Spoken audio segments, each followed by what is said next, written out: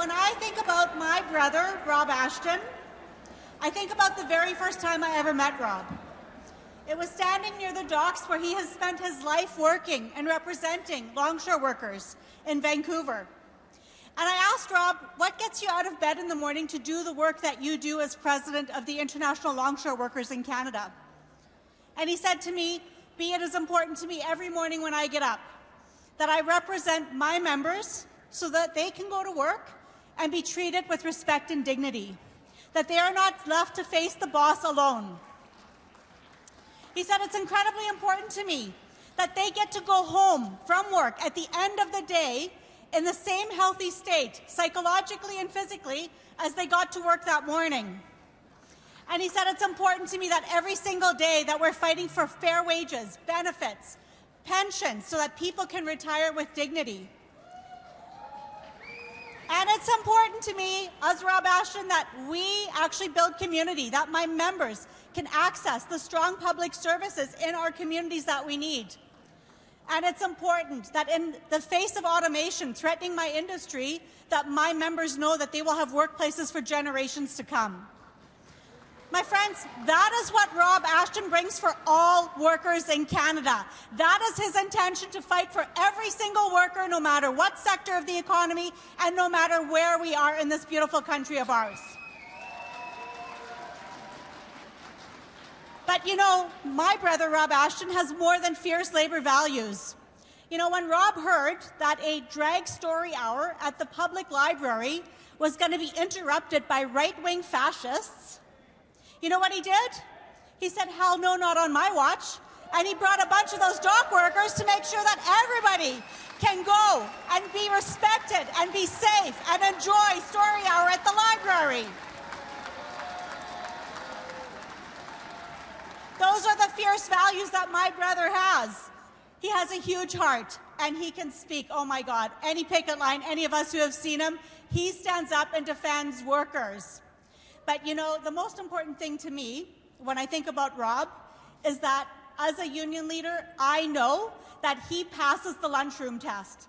And we in the labour movement know that lunchroom test. You got to walk into that lunchroom and give people bad news. You got to walk into that lunchroom and make sure that you can inspire people and that you can give them the pathway to finding a better solution to the issues. My brother Rob can pass that lunchroom test every day of the week.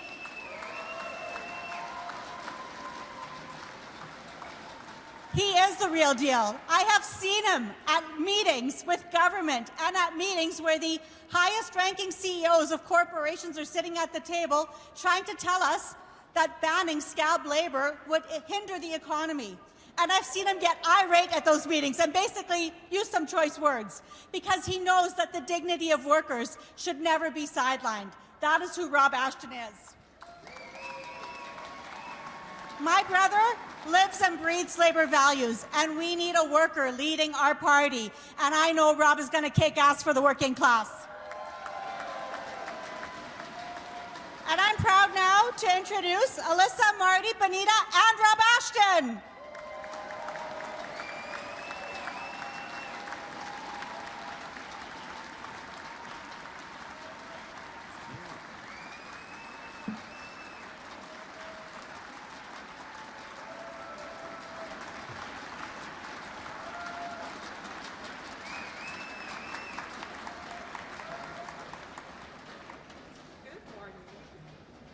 Rob, a lot of young people my age feel like the future is getting harder.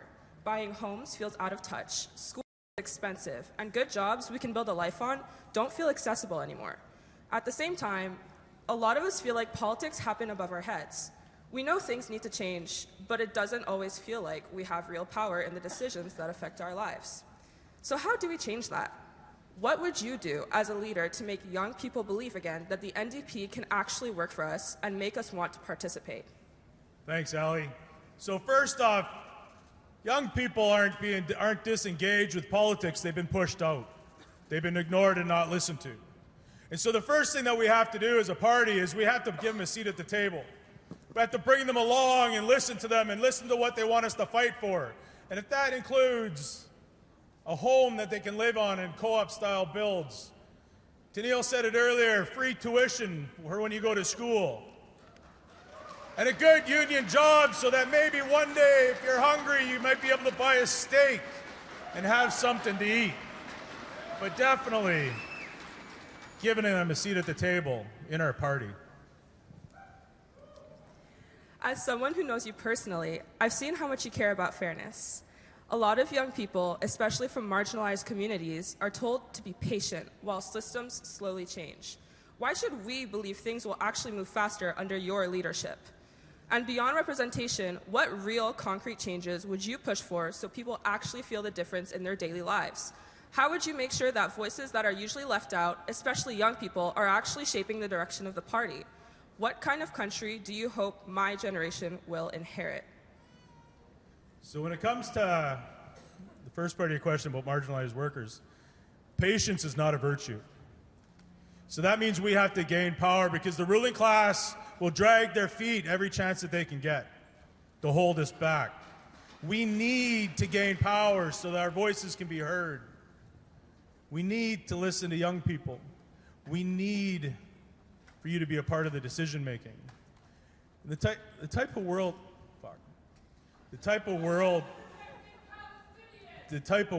that I want to leave for you and others is one with free education, one with homes that you can afford, good union jobs, a life free of hate and full of hope, man. Listen.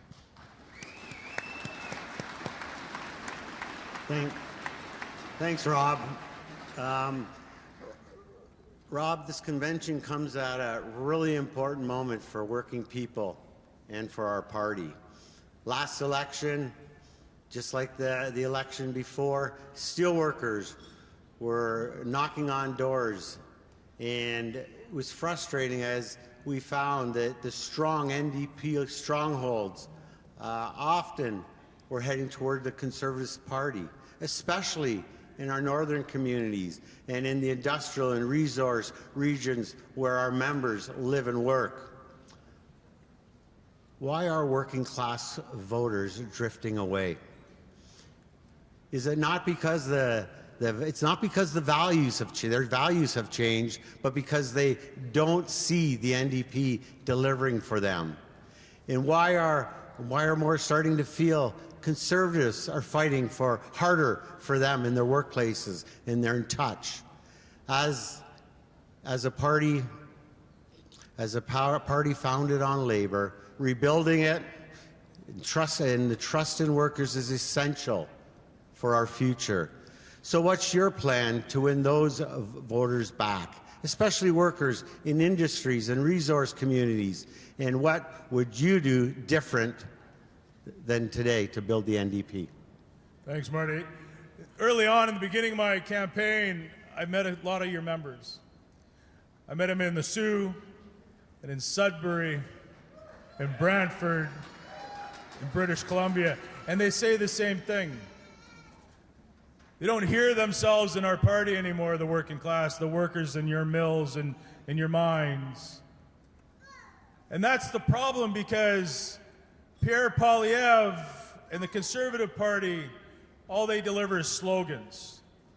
They deliver slogans that are filled with hate and vile. And this is something that we have to defend against by getting into your memberships, into the lunchrooms, not only in your mines and your mills, but into hospitals and on shop floors in schools.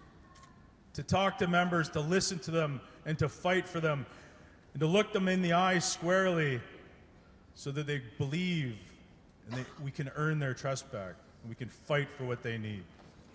Thank you. Excellent.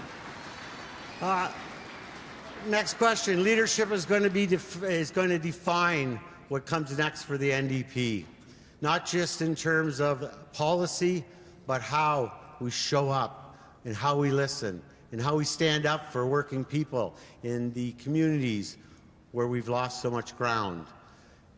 You've spent years leading a union and building trust from the ground up and standing up for workers in tough fights. How has that experience shaped your leadership, and what will you do that will be in terms of the bottom-up membership growth, fighting the leadership to help the NDP win back those voters that have strayed away. I talked about it earlier, and it's about building trust. We were given 2 ears and 1 mouth for a reason. It's so that we can listen to people. And we can listen and hear what they need in their communities. And we can organize our communities through our EDAs and our communities so that we can fight for what people need in those communities. And we're going to. That's why we're going to change the membership of the NDP. We're going to have a membership-driven party, a party led by the EDAs, not by the leader, and not by the leader's office, Marty.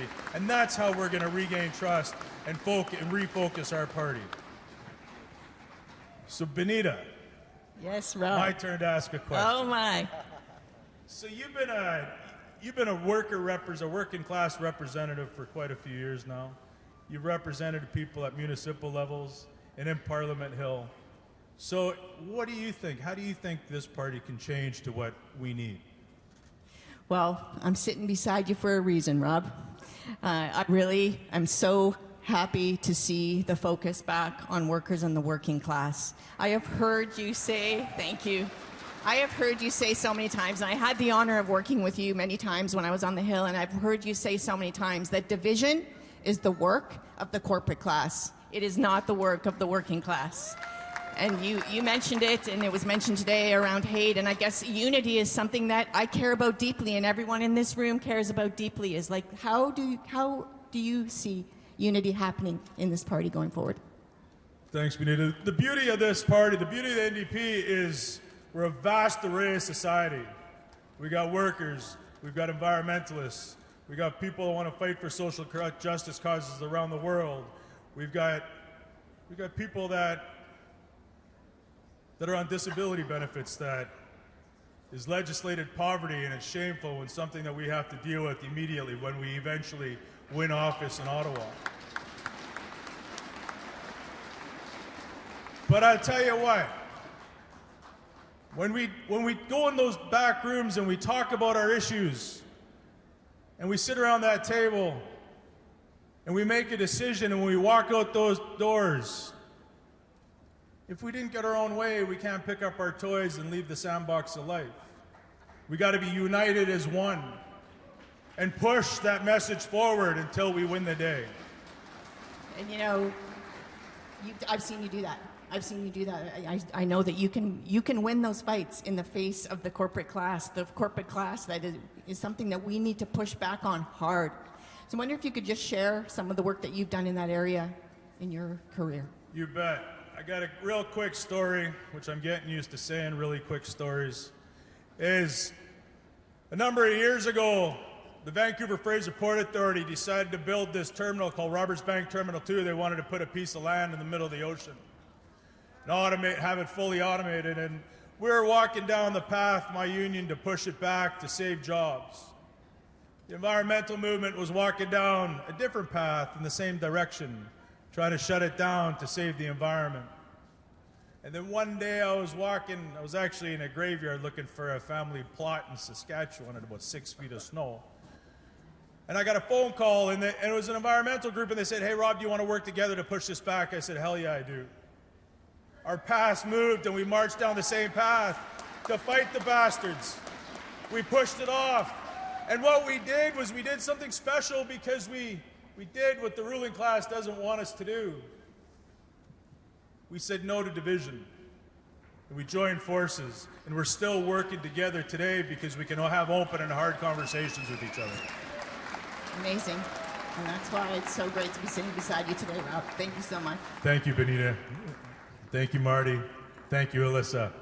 Thank you all. Hello, New Democrats. There has never been a more important time in our party's history. We've gotten away from the grassroots of the NDP. We need to put everyday people back at the center of the NDP. The person that can bring labor back into our party is Rob Ashton. At a time when working families need a clear, principled voice in Ottawa. That's where Rob comes in. He speaks plainly, speaks honestly, and with integrity. We need to be talking about economic issues. At a time when things just seem a bit bleak out there, Rob offers hope. I support Rob Ashton as leader of the NDP. Rob speaks about everything I want to hear from politicians and specifically putting power back into the hands of the working class. Rob Ashton a toujours défendu les travailleurs et les communautés vulnérables. J'habite dans le nord de l'Ontario avec ma famille. Il résonne avec les gens de type. Rob stands up for workers, all workers, and that's because Rob is a worker. Rob isn't just talking about the working class, he's part of it. Rob is a voice for everyday people. He is the leader of today and the leader of tomorrow. In the last election, I voted Conservative. But this time around, I'll be voting for Rob Ashton to be leader of the NDP. I've known Rob for a number of years, seen him on lots of picket lines, supporting everybody. Rob is a terrific leader. He knows what it's like to get your hands dirty. He stands up for working people in his everyday life. And I really believe he is the one that is best equipped to meet this challenge. Je l'ai rencontré. Il a de la compétence, il a du jugement et il a du cœur. Rob is a tireless advocate for workers whose leadership has been proven time and again. In these uncertain times, Rob's knowledge, his compassion, and his willingness to stand up to corporate greed are what we need. We need working people at the center, not the margins. He's the only one who can implement a strategy that the NDP really needs right now, and that's why Rob Ashton is my guy.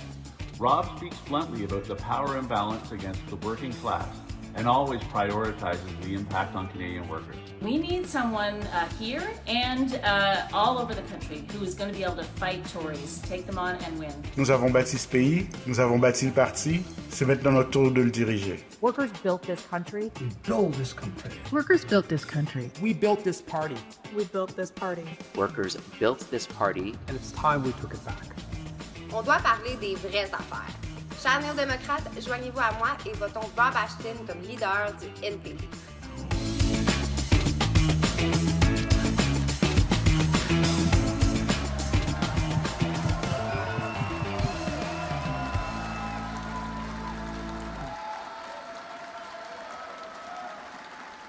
Bonjour néo-démocrates! Good morning, New Democrats!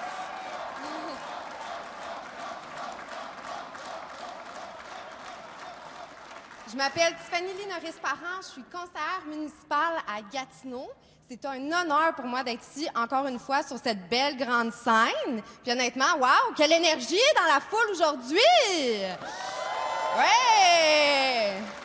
Il y a 3 ans, j'étais avec vous pour vous parler de la représentation des femmes puis des jeunes en politique. Un sujet qui me touche personnellement puis qui me tient à cœur.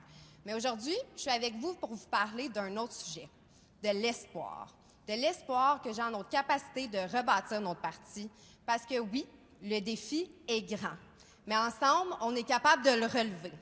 And there is hope in this room today. Cet espoir, je le vois en Rob Ashton. Un gars qui est vrai, un leader qui est proche du monde, quelqu'un qui comprend ce que vivent les familles, les jeunes, les aînés.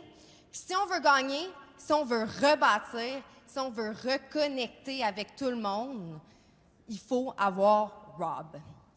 Que ce soit dans les villes, dans les banlieues industrielles, dans les régions et dans le Nord.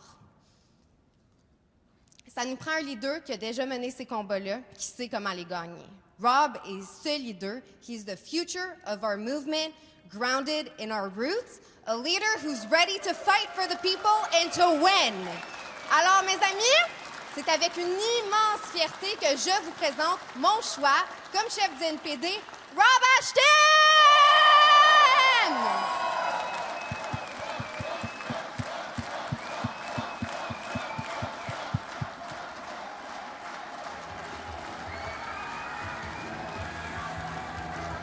Merci Tiffany. Salut Néo-Démocrates! My name is Rob, and I'm a proud dock worker from British Columbia, and it's good to be here with you today. Over the past few months, I've had the privilege of speaking with members new and lifelong, from coast to coast to coast and everywhere in between. And in those conversations, one thing became very clear. It's a mistake to underestimate New Democrats. Reports of our demise have been greatly exaggerated by the media. Just look around this room, my friends. We're here because we believe in each other. We're here because we believe in something better. When things aren't fair, we don't look away, we step up. When people are being left behind, we stand up and fight back. That's what this movement's about. Standing shoulder to shoulder with the people who actually create the wealth in this country. Taking on power so the next generation can have it better than we did.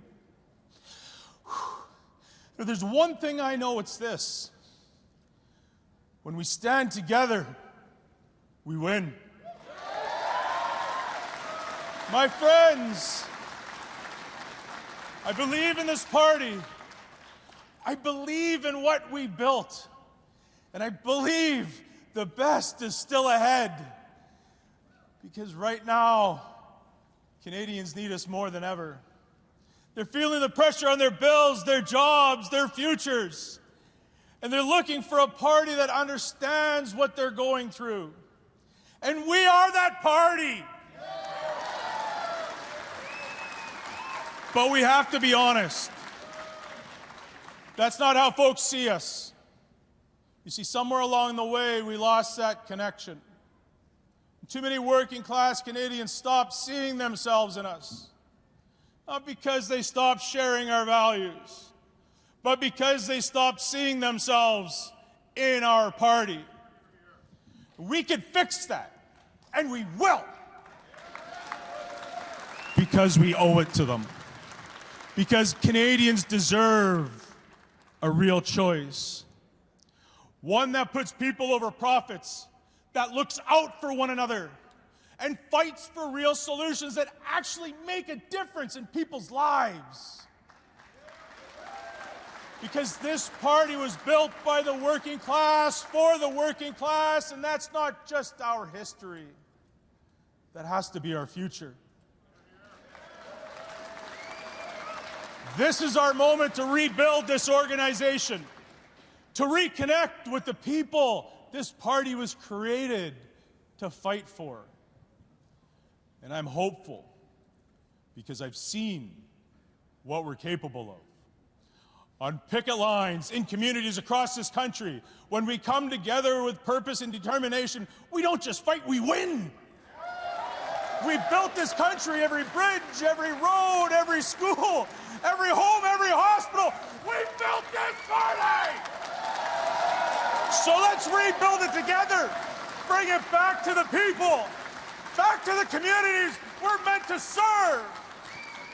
Back to being a real movement driven by the people who keep this country running every day. If you're ready to meet the moment, if you're ready to take the challenge head on, if you're ready to move forward, then join me and let's get to work. My friends, I'm going to close this campaign the way I started. We're done being on the menu, and we're done with the ruling class eating us alive. It's time we take our seats at the table and eat the damn rich!